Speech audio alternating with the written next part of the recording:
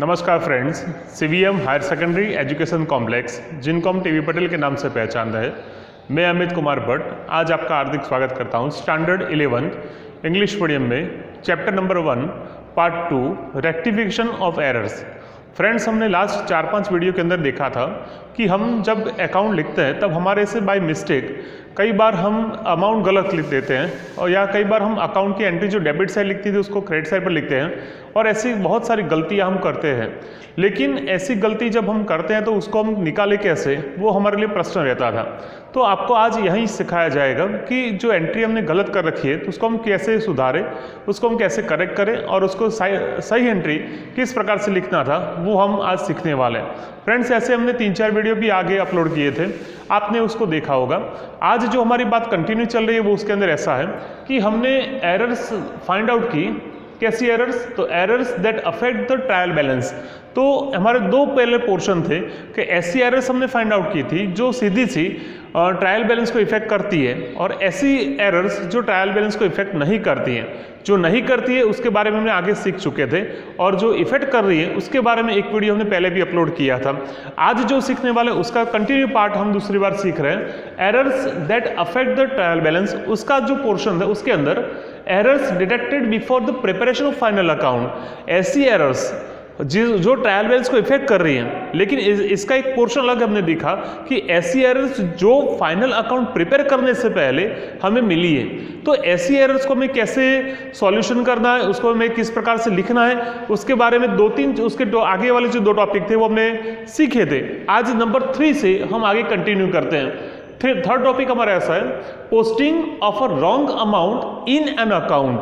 हाँ फ्रेंड्स, समझना, हमने लास्ट जो वीडियो सीखे थे उसके अंदर हमने लेजर पोस्टिंग भी सीखा था। उस टाइम पर हम किस प्रकार की गलती कर रहे थे वो हम यहाँ पर देख रहे हैं।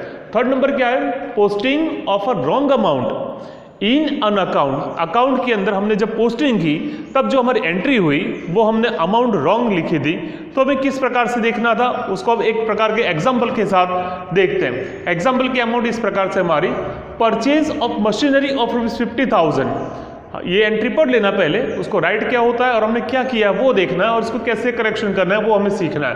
Purchase of machinery of ₹50,000।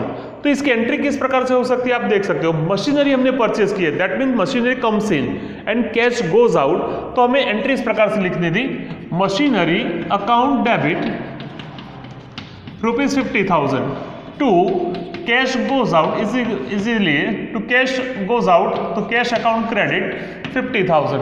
हमें इस प्रकार से एंट्री करनी थी। फ्रेंड्स, आपको समझना है कि आप जब मशीनरी अकाउंट ओपन करते हैं तो मशीनरी अकाउंट के अंदर डेबिट साइड लिखना था और कैश अकाउंट के अंदर क्रेडिट साइड लिखना था। बट व्हाट वी डू, हमने क्या किया वो आप देख सकते हैं यहाँ पर, in recorded in machinery account at ₹5,000। आप समझ सकते हो, हमने डेबिट साइड तो सही लिखा था मशीनरी अकाउंट के अंदर, लेकिन हमने एंट्री जो लिखी अमाउंट की वो हमने गलत की थी। तो फ्रेंड्स, आप प्रिपेयर कर सकते हैं इस प्रकार से समझने के लिए। एक मशीनरी अकाउंट आपने ओपन किया ऐसा मान के चलो, ये आपकी डेबिट साइड हुई और ये आपकी क्रेडिट साइड हुई। आपने क्या किया था वो समझ लो, यहाँ पर फिर से समझ लेना। इन रिकॉर्डेड मशीनरी अकाउंट एट ₹5,000। आपको पता चलना चाहिए मशीनरी अकाउंट के अंदर डेबिट साइड लिखना था 50,000। तो हमने लिखा था यहाँ पर कैश अकाउंट करके हमने जो एंट्री लिखी थी वो 5,000 हमने लिखी थी। एक्चुअली हमें लिखना क्या था? 50,000। आप समझ सकते हो सीधी सी बात कि 50,000 लिखना था, आपने गलती से 5,000 लिखा। ये जो एडजस्टमेंट था वो हमारे इस टाइटल को जस्टिफाई करता है कि posting of a wrong amount in an account, यानी हमारे अकाउंट के अंदर रॉन्ग हमने एंट्री लिखी थी। तो इस प्रकार की गलती को हम कैसे करेक्ट करेंगे? तो आप समझ सकते हो यहाँ पर लिखना कितना था हमें 50,000, but we have recorded at 5,000।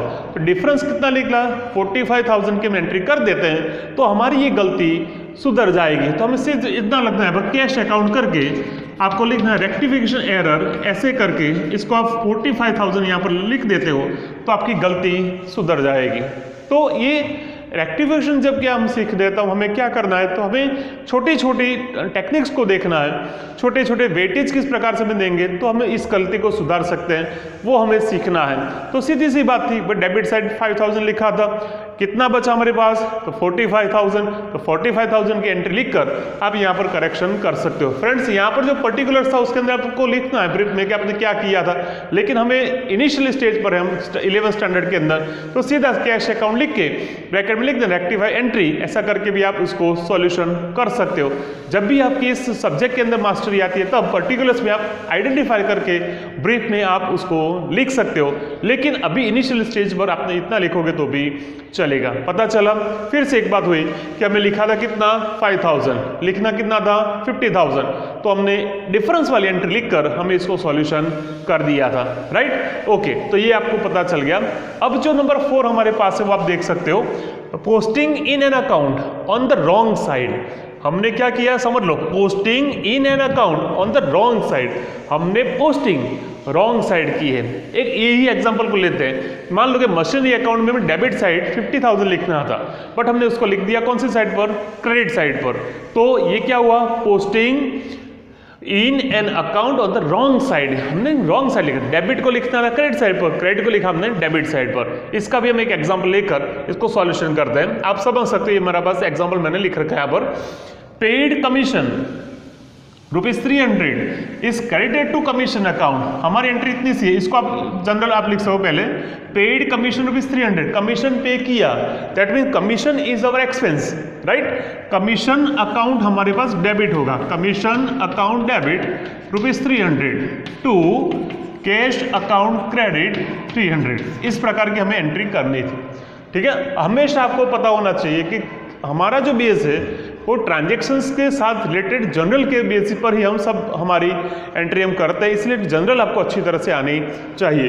Commission account debit to cash account credit, आप समझ सकते हो कि मुझे कमीशन अकाउंट में डेबिट साइड पर ₹300 लिखने थे, ये हुआ हमारे पास, ये एक्चुअली पता होना चाहिए। आप समझ सकते हो, मैं मान लो कि यहाँ पर कमीशन अकाउंट मैंने ओपन किया है, ठीक है, ये डेबिट साइड और ये हमारी क्रेडिट साइड मैंने यहाँ पर लिख दिया, ठीक है? अब समझो क्या किया मैंने, एक्चुअली कमीशन अकाउंट में डेबिट साइड 300 लिखना था, but in transactions commission ₹300 is credited to commission account, यानी ये एंट्री को हमने क्रेडिट साइड पर लिखा था, तो हमने इस प्रकार से लिखा था बाय कैश अकाउंट ₹300, ऐसा हमने लिखा था। फ्रेंड्स मैंने पहले भी कहा था और आज भी रिपीट कर रहा हूं कि हमने गलती की है तो हम इरेजर से उसको निकाल सकते नहीं है, हमें उसके बारे में सोचना है, ठीक है? अब देखो एक्चुअली क्या लिखना था, कैश कमीशन अकाउंट हमें ₹300 डेबिट साइड पर लिखने थे, लेकिन हमने उसको कहां पर लिखा, क्रेडिट साइड पर लिखा है। अब क्या करोगे, अब आप ऐसा नहीं कर सकते, इस एंट्री को निकाल सकते हैं यहाँ पर, तो इसकी ऑपोजिट साइड एंट्री हमें क्या लिखना है, ₹300 लिखना है और ये एंट्री को भी हमें निकालना है यहाँ पर। तो आप इस प्रकार से लिख सकते हैं यहाँ पर टू कैश अकाउंट और रेक्टिफिकेशन एंट्री, ऐसा शॉर्ट में सीखा था, पर्टिकुलर एक्चुअली हम दूसरी तरह से लिखते हैं, लेकिन हमें सीखने के लिए टू रेक्टिफिकेशन एंट्री करके ₹600 लिखते हैं, तो हमारी ये एंट्री यहाँ से करेक्शन हो जाती है। पता चला 600 क्यों? आपके दिमाग में प्रश्न आना चाहिए 600 क्यों? देखो फ्रेंड्स, हमें ₹300 तो लिखने थे, यहाँ पर इनिशियल स्टेज पर बताता हूँ, 300 तो लिखने थे हमें, ठीक है? अब हमें ये 300 यहाँ पर हम लेते हैं, यहाँ पर ₹300, ठीक है, तो 600 हुए।